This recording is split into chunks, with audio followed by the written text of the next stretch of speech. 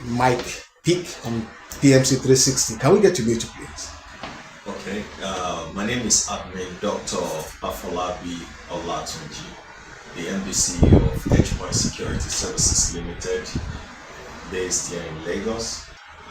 We operate a support system by offering one of the most quality security services to clients here in Nigeria, and especially our focus area is more of physical security and partly web security. Our focus is to ensure that our clients own assets, anything that matters to them is well protected, and that is what we do here at Edgepoint Security Services Limited. All right, I will come to Edgepoint Security Services Limited because I've read a lot. I've done my personal research, and I can see that you're among the top 6 top-notch security services right in the country. But let's get to meet Dr. Afolabi. Who is Dr. Afolabi? All right. Well, Dr. Afolabi is I'm a security expert and also a consultant. My background is from the Navy. I started my security experience from the Navy, and after serving some time, within like 10 years, I put in where I left the Navy to practice more in private security. In practicing more in private security, that also required me traveling outside the country to places like the United States of America, UK, even Israel, and a few other places. I think my experience has also been in the Asia region, where we have to also broaden our experience and knowledge more in private security. And ever since choosing this line of security, in order for us to be able to understand what we call it, the relationship between the civilian world and, or let me just put it, understanding the relationship of clients and their assets, we have to also go ahead to acquire more experience by also enlisting in the Nigerian Police Supernumerary Unit, which I agreed to the rank of Chief Superintendent of Police, and that's who we are. And then we've been able to grow a large number. Our numbers is over 1,000 when it comes to security business in Nigeria. We have different partnerships that has expanded our operations both in the north and in the eastern area, but likely we have more of our strength here in the western area of Nigeria. Great. You just mentioned some of your paramilitary and military ventures. Now, can you share some of your experience when you were still in the military with us? Yeah, in fact, it's quite interesting because for me, that is the beginning. That's the foundation of what the whole ideology of being a trained security personnel is all about. While in the Navy, matter of fact, we were the first set that the Nigerian Navy was able to train in the NNSBS, which is the SBS, the most and the biggest, the toughest elite force in West Africa. And in terms of reconnaissance, in terms of special operations, with SBS, like they say, one SBS is equivalent to 1,000 soldiers. So for us, SBS is the foundation. If anybody is able to go through that, and then with the knowledge, the discipline, the leadership, everything that you've gone through, rest assured that you have one of the best experience when it comes to security businesses in Nigeria. So the military background for me also given me the experience of seeing so many tough times, going on special mission reconnaissance, and where we have lost colleagues in the special operations. And for me, I think the discipline is what truly matters to me, and I'm forever grateful for the experience having to be enlisted in the Nigerian Navy, and that's one thing that I always cherish for the rest of my life. Okay, something quite interesting as we were speaking. What actually prompted you to put up the notch for a security outfit? We know that security is quite paramount to every human endeavor, but what actually prompted you? What pushed you to do it? The zeal, the zeal for me. When you look at one thing, in fact, let me first begin by saying that is a very fantastic question, sir. What prompted me is the fact that insecurity is fast taking over the entire nation, and getting to leave the Navy and to experience this other world. I was able to sit down, critically analyze, and looking at the problems that people are faced with, the problem of insecurity, burglary, robbery, and all these things.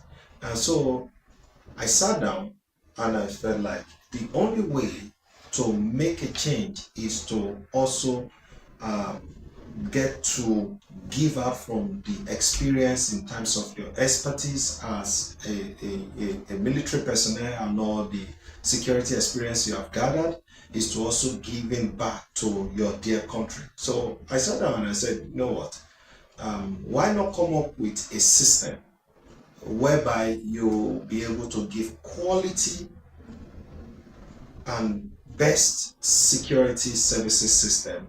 So it's about solution for us. It's about looking at the security challenges in Nigeria and having to provide solution. Now, another thing again is that one thing that EdgePoint is able to carve in terms of the niche in the market is most of the private security companies, you go to a place and then you get to see people going, for example, you're walking into a mall and the security personnel is beginning to ask you money. There is no dignity. There is no respect for that security personnel.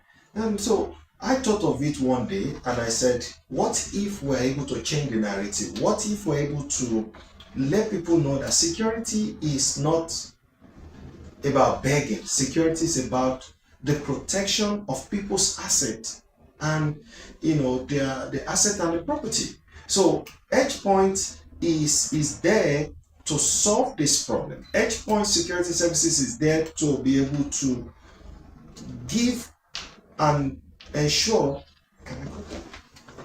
EdgePoint is able to give and ensure that some of the problems people experience in terms of turning security guard into begging, or a beggar rather, making people not to feel comfortable going to a place. In fact, we have been able to take care of that, and we want to make sure that if we have been given the opportunity to serve in a place, our job is to be able to provide that best and quality service delivery for all our clients that cares to answer. Fantastic. I am impressed. When you consider and see what security services is in some places, you begin to ask questions. Now, before I come back to your family angle and your academic pursuit, I saw within your reception as I was coming in a lot of awards being given, and you're one of the 6 topmost security services. Can you tell us a bit about that?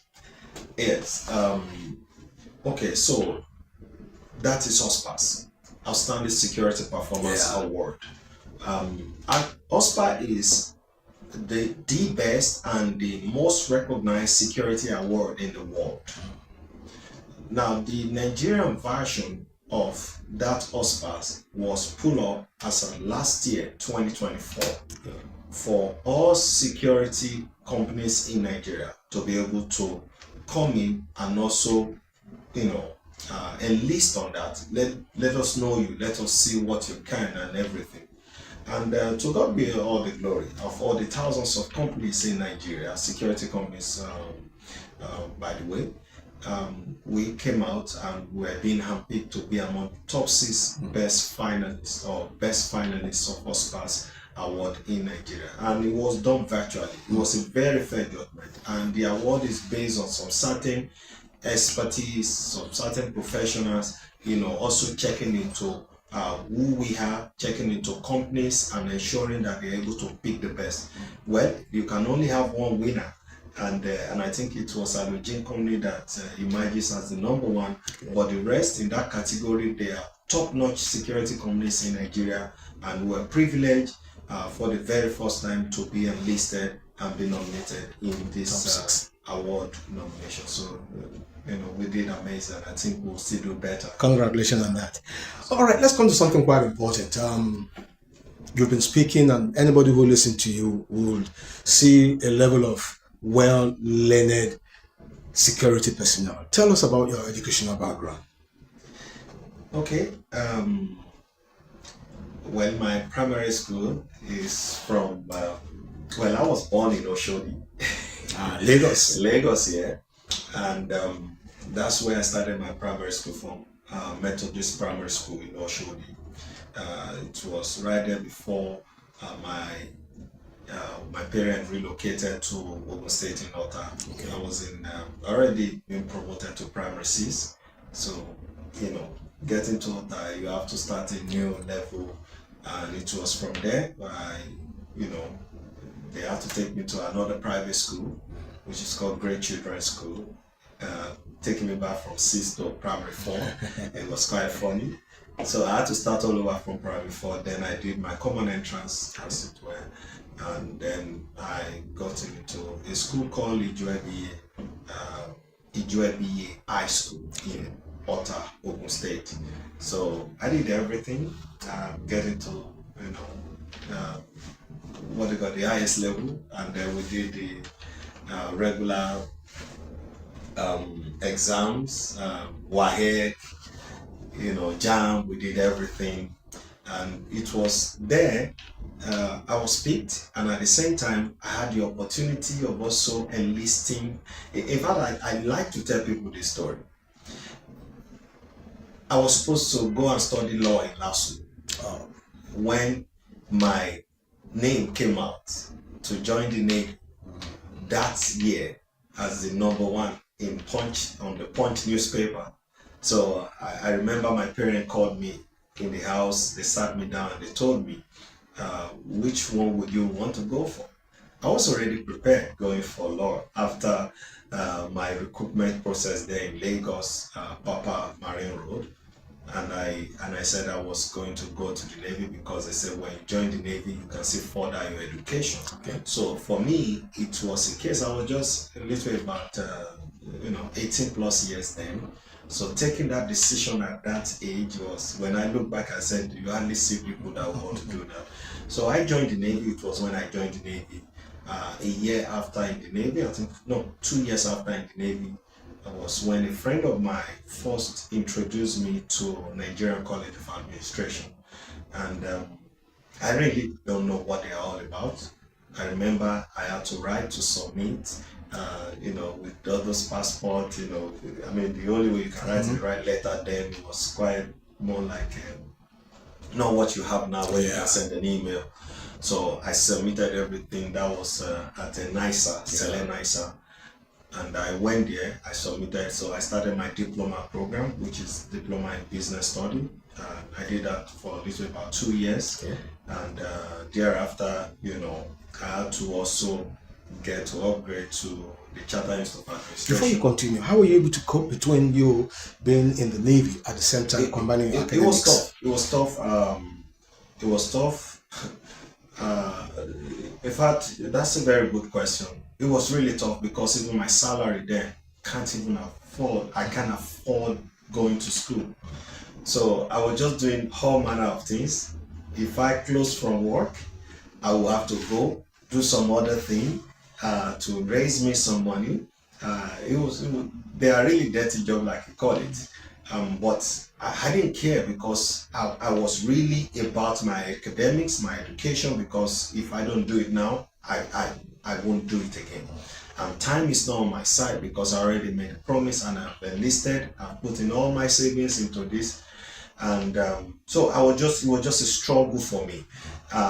Having to manage with work, leaving my work. I was based in VI then. That was a Nigerian Navy dockyard.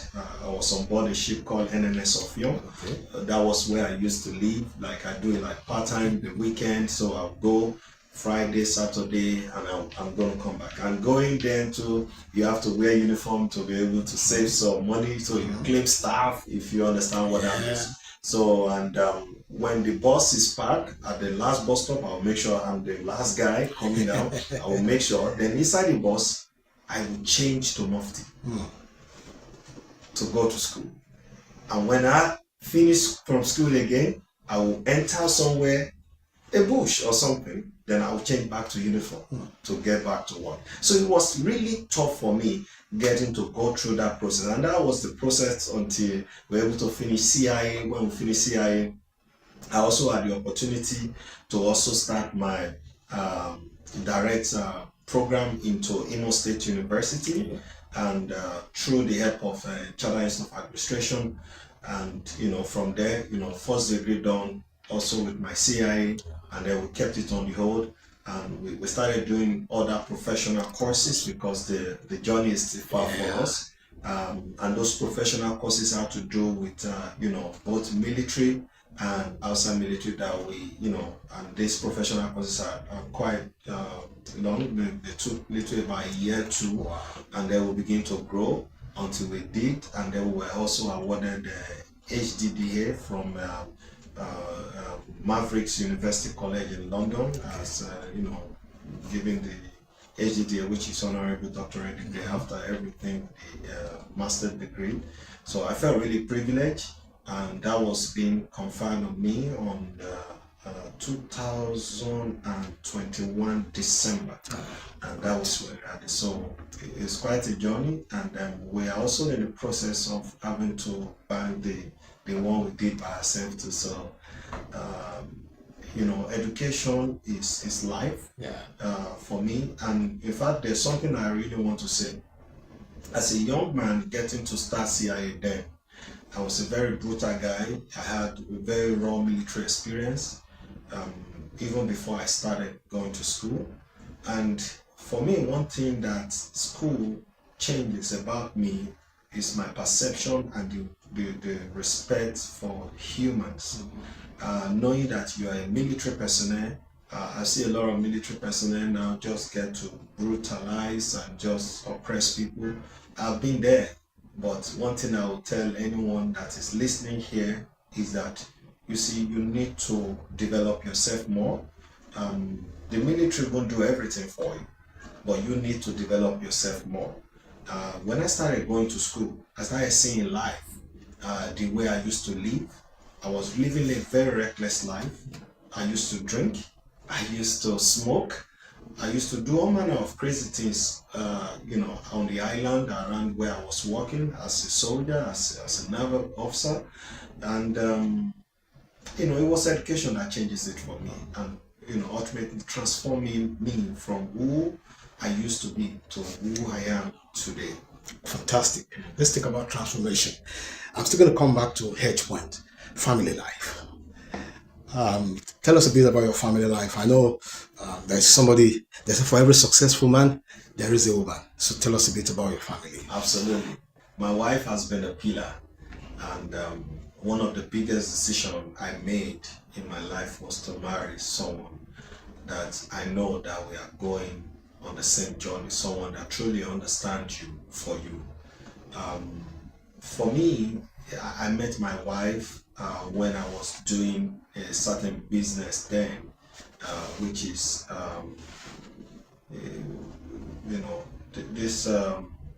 this marketing thing. The company used to sell coffee, and I also joined the company just to be able to also brush in my understanding and knowledge when it comes to marketing and sales, because I needed that. It wasn't something I needed or I loved to do as a then, but when I joined them, I had to go through the fundamentals, through the training, going through having a mentor, going through the process of, subjecting you to doing some readings, following someone like Jim Rohn, someone like, Tony Robbins, all these guys, David Imonife Jr., they changes my perception of life and business.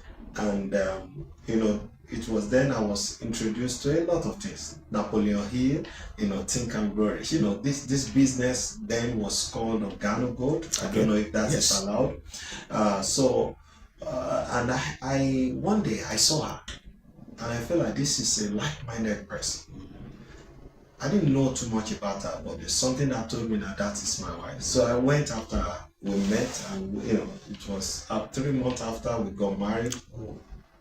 Because I knew that was the wife for me, the person for me.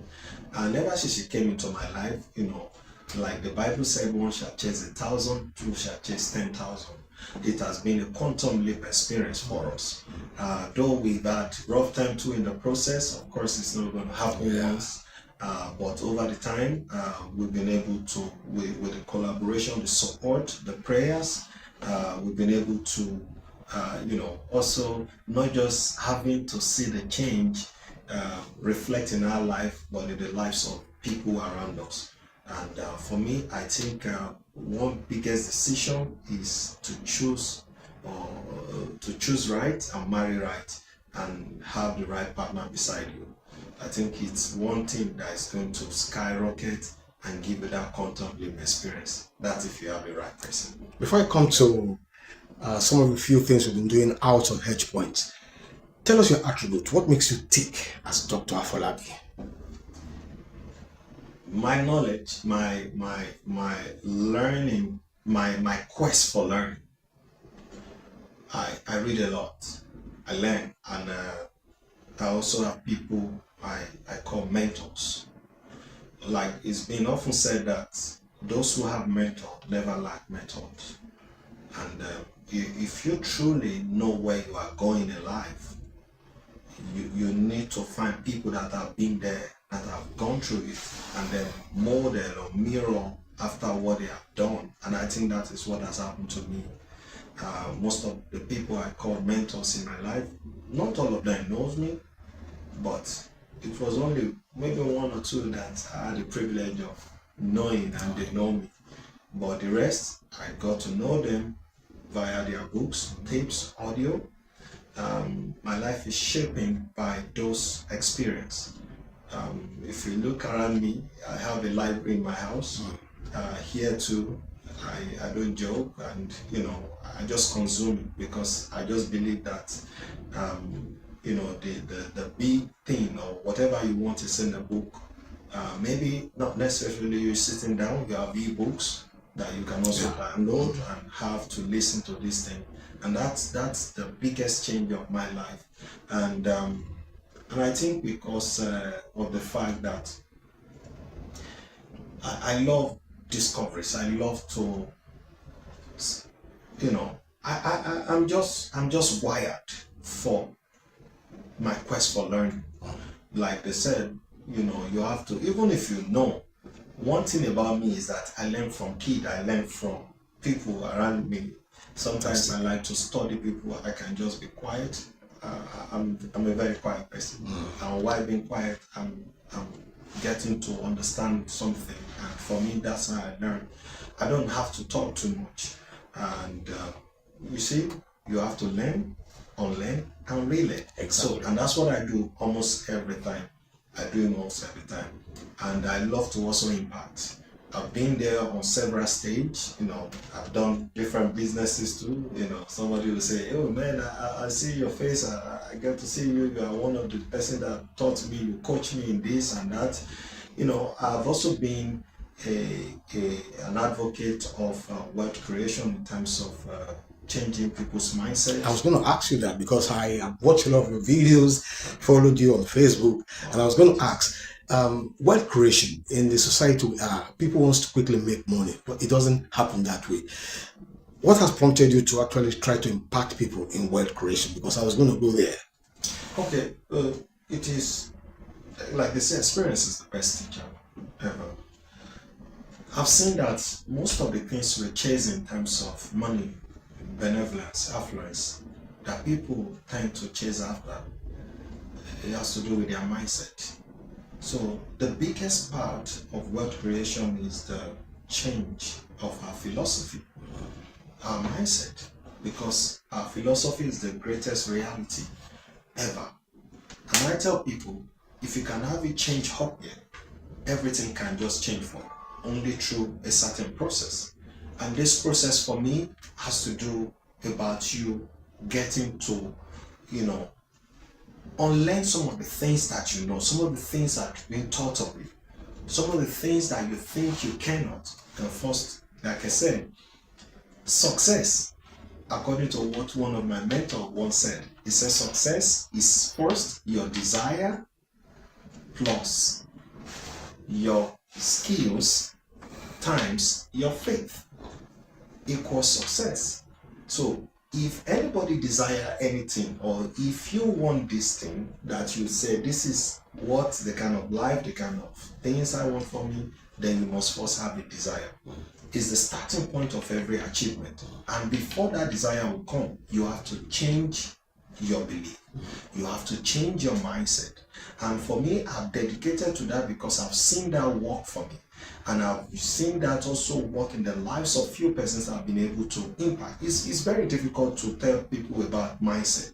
And I think people don't necessarily, they don't like to listen to that part of telling them the mindset it determines your life set. Yeah. People don't like to listen to that. For me, I've seen that work, and it has worked for me. I'll tell you, sir, in the process I've fallen, I've made mistakes. When school don't teach us how to make mistakes. Yeah. School is about perfection. Yeah. School will tell you, just go get the grade, and after getting the grade, become a doctor, become a lawyer. This is you are just, they want to make you a professional. But things have changed. But it is when you are out there, you begin to learn to see that truly you have to. I've made mistakes. I lost a lot of money. A lot of money. When I mean a lot of money, very huge. So the question is, have you been able to come back? I've seen people that when something happened to them, it's pretty difficult for them to stand up. People begin to wonder, oh, maybe it's got something else. No, I didn't got something. It's just my mindset. I tell people, you can take everything I have today. Just give me the opportunity. Don't take away my mind, because it is one thing that you cannot take away from me. So for me, our mindset is the determining factor of who or how our life is going to turn out to be. So if you see your life right now and you don't like what you see of you, then you begin to change your life.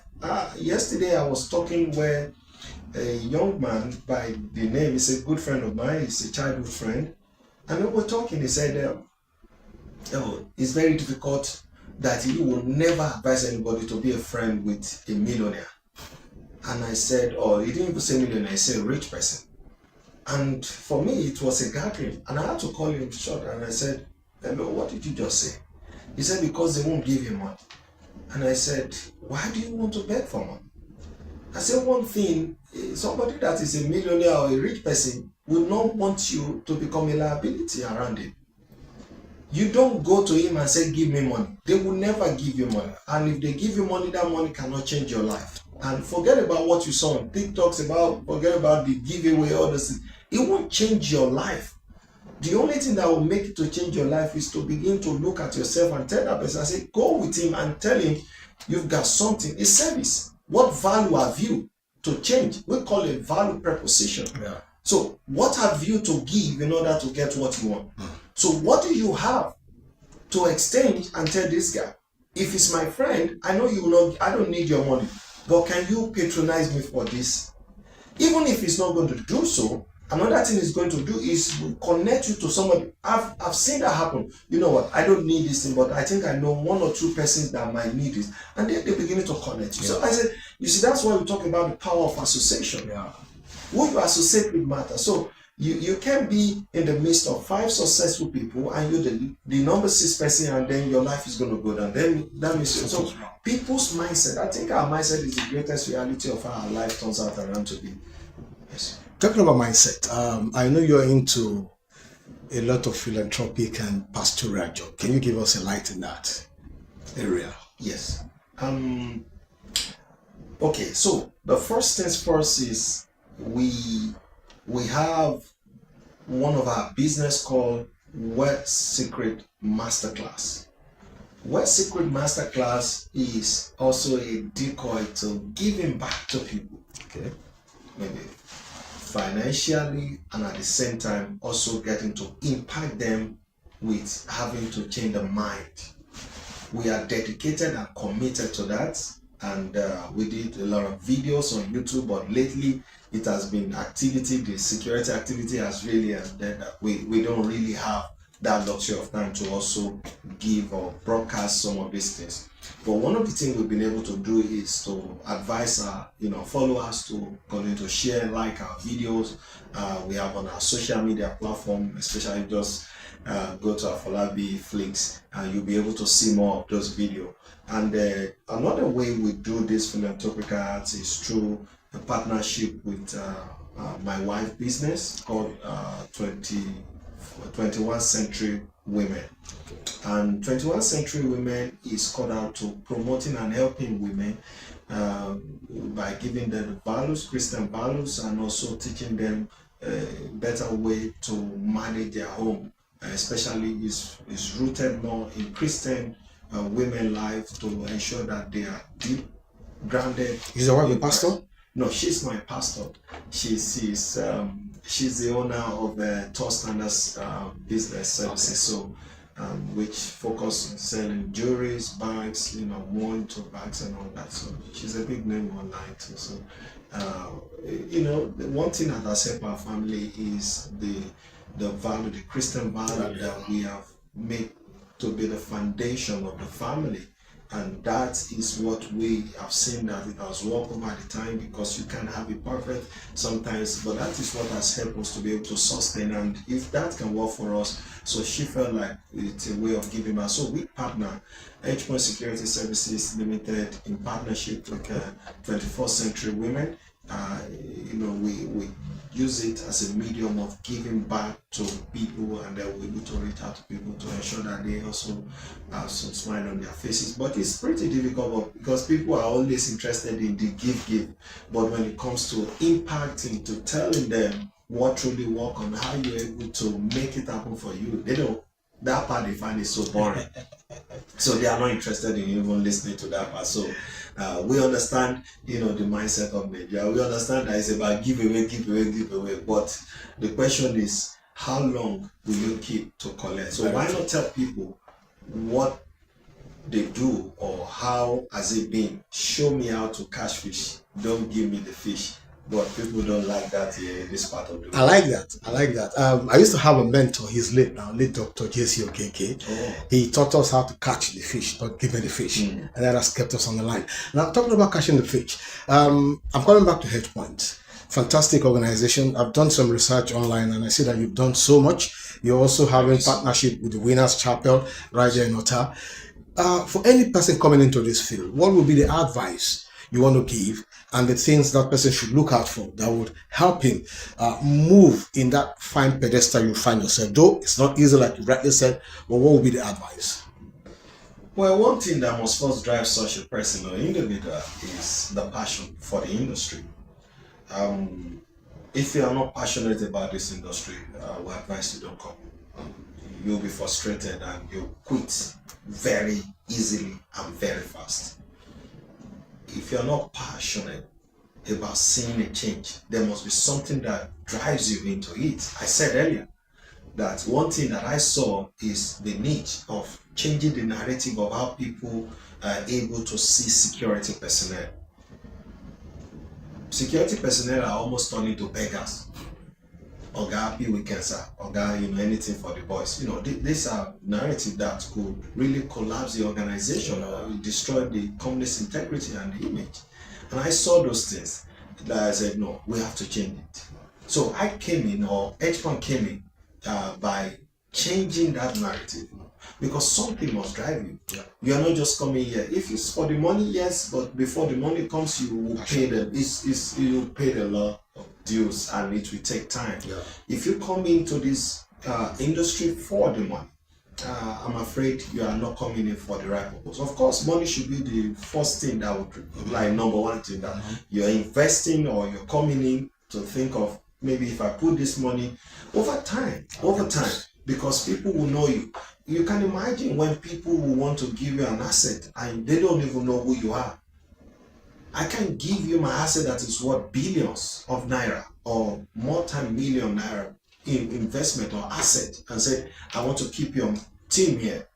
What if you damage it? So integrity, you must come in for the right purpose, because it can be very frustrating. I can tell you, if you don't have passion for it, it's not something you really want to come and try. So number two thing here is you must also have some very deep security experience. Okay. Very deep. Who are you as a person? What knowledge have you? What security experience have you? What certification? Where are you coming from in terms of your background in security? So, because these are major contributor to the kind of organization you're putting together. And by the way, you can't even come and say the knowledge I have there. You see, for me coming, when I told you of the military experience, it couldn't have been easier for someone coming from that military background and transitioning into, because it's a different ballgame. So that's why you see a lot of military personnel struggles to cope, because you end up just getting some. No. You have to be able to drop that, because that does not really translate or work in this part of the business. And one thing we have to first say, okay, who are the people in charge of civil war? So the police. We have to first align, and then we begin to go for certification trainings, a lot of them, to help you and fit in. Apart from that, you must also practice. I had the privilege of working with about 2 security organizations. One of them was WAD Security Services Limited, Wad Emperor Security Services Limited. It was my first company when it comes to private security company, and I was with them for a few years. I was with them as the assistant training coordinator then, together with the retired Captain Raymond Vitanis.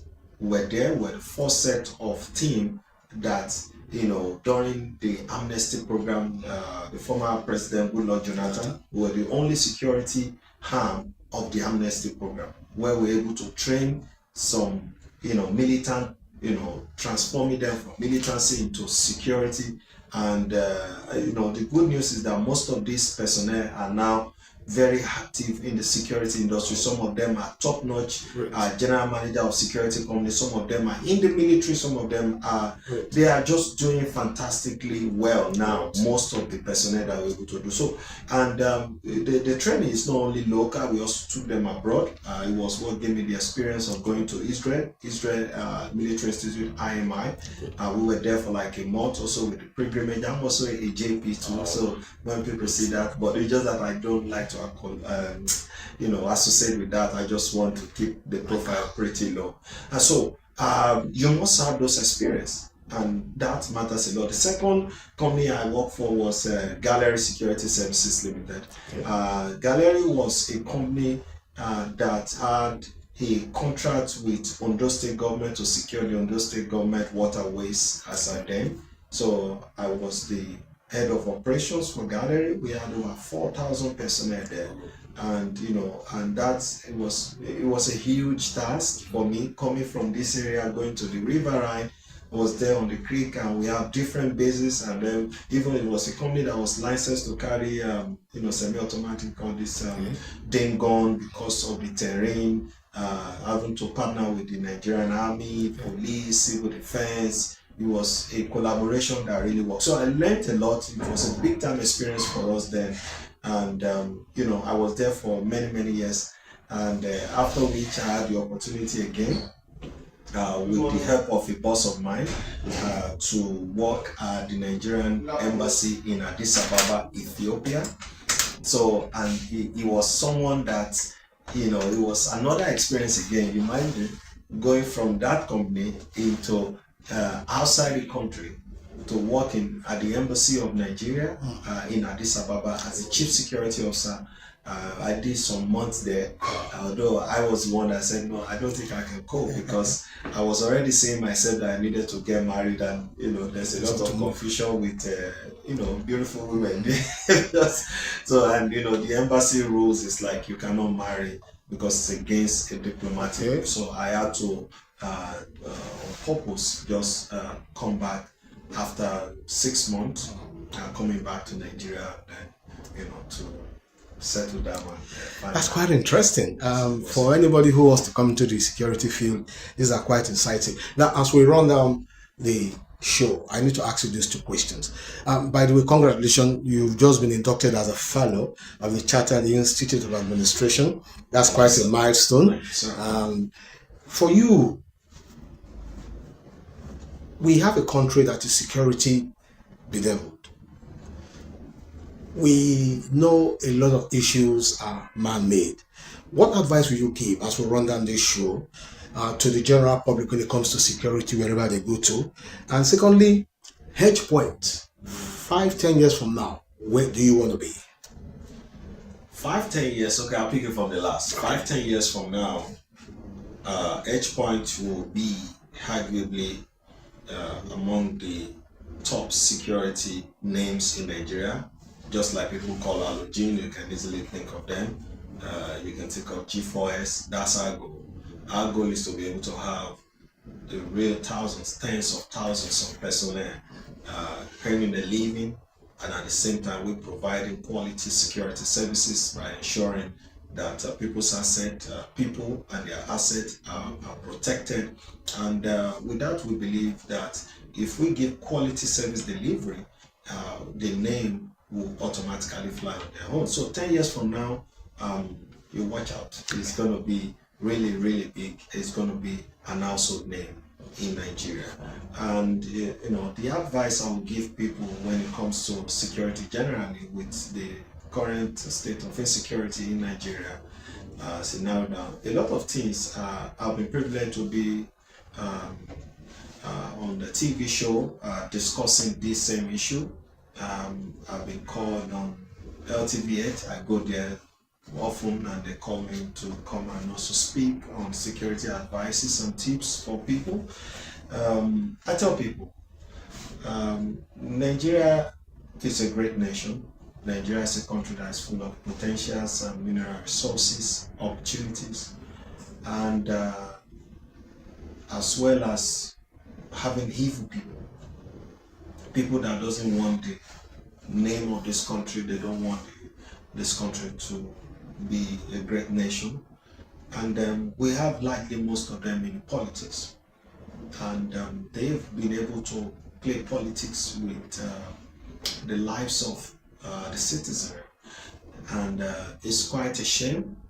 But the only advice I'll tell people is, first, try and avoid large gatherings. It's very dangerous. It's very dangerous. Avoid large gathering, because that will be tagged as a soft target for the adversaries. Another thing again is that I often used to say that security is the business of everybody. We are not in those age where you think the people wearing uniforms only are the people that is known to be security. It is not the business of the Army, Navy, Air Force. It is not the business of the police. It is not only the business of the paramilitary and other bodies. It is the business of everyone. And I did an article on that also, by explaining and telling people that security is the business of everyone. Everyone must be security conscious. When you see something, you have to say something. And when you say something, then you have people that will act upon what you have seen and what you have said. Now, One thing that I will advise Nigerians when it comes to the state of the nation now is that we must really look into the aspect of what we call situational awareness. Situational awareness is ensuring that before things generate into something else, you are able to get to report it on time. So, I give for example, you notice a strange face in your estate, or you notice a strange group of people, or just maybe somebody you've not seen, or a vehicle you've not seen, and you notice people there. Maybe it's on your street. Would it not be nice for you to call the attention of the security team in your estate or in your community and said, I just suspect that some people or this car has been here for how many hours, and then you have some group of folks inside. You don't know what they are up to, but I think it would be nice for you to go and challenge them or ask them questions. It can be that easy. Now, something happened to Pella. I'm not really a fan of Pella, but I like to use it. It was in the UK a few weeks ago, or maybe a few months ago. And this guy, while he was on his visit in the UK, he was in the house. I guess something happened. Maybe a neighbor in that apartment overheard a noise, and the neighbor knocked on the door. And Pella came out with his towel. He was tying a towel. And the neighbor felt, oh, I heard a noise. I thought something was wrong. And Pella said, no, nothing is wrong. Everything is fine. Pella went back inside the house. The neighbor went back to the house. Guess what the neighbor did? She picked up the call. She called 911. When she called 911, she told them that she suspected that a 16 and underage person is inside that room and they don't know what is doing or what is happening. And guess what? You know, in the Western world, cops are very proactive. So they came, a lady and a male police officer. When they knocked on the door, Pella went to the door again, opened the door, and they came in and they said, excuse me, who are you? What is your name? He mentioned, he said, I'm Pella, I'm from Nigeria, I'm on a visit. Can we see a document that looks or that have your data? And he said, okay. Well, so he went to go and pick up on his passport, and he was asking, oh, no problem. He said, there's no problem, there's no problem. And he went to pick up on his passport. He gave them his passport. And when they saw it, they now said, how old are you? He said, he's 20 years old. He said, you're 20 years old? Okay. He said, we thought you are 16 years old. Because the neighbor there said she saw you and she perceived that you are 16 years old, that something must have been happening, and then she called our attention. Pella was like, oh, I'm 20 years old, this is my document. So he felt, he said, wow. And he was doing a live stream. He was during a live stream. It was not like it was staged or no, this is not for TikTok or streaming. It was on a live stream, and that was captured. Now, what am I saying there, or what's the moral of that lesson? The moral of the lesson is when we see something, let's act. That is part of what is called situational awareness. You are able to call the attention of the right people. You see somebody that you know that what this person is about to do, it looks suspicious. Call the right people. Call somebody. Let people be aware that so person is doing something. Let them be challenged. Chat them up. Ask them questions. You don't keep quiet and say it is not my business. Situational awareness is for you to open your mouth. Challenge people. You'll be surprised that little challenge you did can save a community, can save lives. So please, Nigerians must wake up. And that is one advice, and I think that is where we need to look at. Now, to crown it up, on the last tip when it comes to security tip for the nation is also for us to remove the mentality of what is called nothing happens syndrome.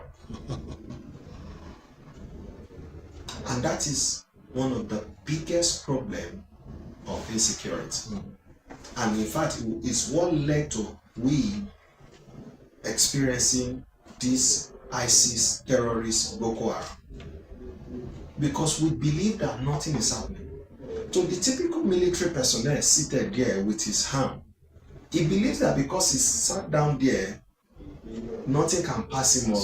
It's just a usual routine. So you come back with the understanding, the mentality that nothing is happening, I will just come. But that has changed right now anyway, because it has been challenged over time and people are beginning to see that nothing happened is a syndrome, and it's a syndrome that must be eradicated or removed from the military architecture or security architecture of Nigeria. If you go to, I mean, the first time I ever heard that was in Israel. And I begin to think that if only this had been taken care of, maybe perhaps we would not have gone through this, or the state of the nation as it were, where the military commanders believe that we have the biggest military setup in Africa. Nothing can happen. There is no, and that was also proven when Obasanjo, during the former President Goodluck Jonathan's era, and that was, of course, you and I know that was when Boko Haram came. The then president, our former president too, Obasanjo, said he got the intelligence that some set of people were gathered. That was the first meeting, the first ever meeting that they held. And he put up a call to President Goodluck Jonathan. And he said he got an intelligence that some set of people are gathered somewhere, and this is their intention. He has an intention that this is what XYZ led to. And Goodluck Jonathan, President Goodluck Jonathan, never did anything to that intelligence. Hadn't been that was crushed at that time. And he said, make sure you cross it. Make sure that you let nobody leaves that place. Make sure you take decisive action. Hadn't been that decisive action was taken, sir, we will not have experienced what is called Boko Haram, all this Islamic State, terrorists, and all this thing. Nigeria will have been a state. But it's also good because we need to be challenged. Things have changed. And kudos to the Nigerian military. Kudos to the Chief of Defense Staff, General Musa, retired. Fantastic setup to the Navy, Army, Navy, Air Force team, including the Nigerian police. Kudos to what the Nigerian security chiefs are doing now. And I give it to our President Bola Ahmed Tinubu, for changing and challenging them to doing what they need to do. I will be honest with you. You can see that now we are beginning to fight insecurity with technology. Because see, the truth is that the world is gravitating away from physicality into technology. And you talk about unmanned technology like drone. I mean, you can see that the Nigerian Air Force, a lot of them, Nigerian Army now, they are now using drone to fight back these guys. Just last night, American from their ship somewhere, when they were able to launch a torpedo, a missile that left that ship to go and destroy somewhere in Sokoto, to target the people that are killing the Christians, according to President Trump. You see, it is technology. You are not going to be there physically. You will be there fighting them with technology. So we need to spend more money on technology. Send people on training. Equip them with more knowledge, because the warfare now is different. It's not like you have to be there in person. No. Just fight them using the unmanned technology, and then you'll be able to defeat the enemy, and then Nigeria will be at peace, and then a lot of things will be around too. So that is my tip that I think I can share for now. On my Pick 360, I want to say a very big thank you, Dr. Afolabi, for your time. And we're wishing you the very best as we progress in this wonderful journey of keeping the society, the universe at whole in a safe hand. Thank you so very much for this time out. Thank you for having me on this awesome program. Keep watching my 360 Media and stay tuned, because this might be the game changer. Thank you. Thank you. And enjoy the